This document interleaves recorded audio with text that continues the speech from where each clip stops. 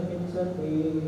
పరిశుద్ధ మరియమ్మ గారి సకల పునీతుల ప్రార్థనా సహాయములు అనుగ్రహములు ఇప్పుడు ఎల్లప్పుడూ మాకు తోడై ఉండునుగాక.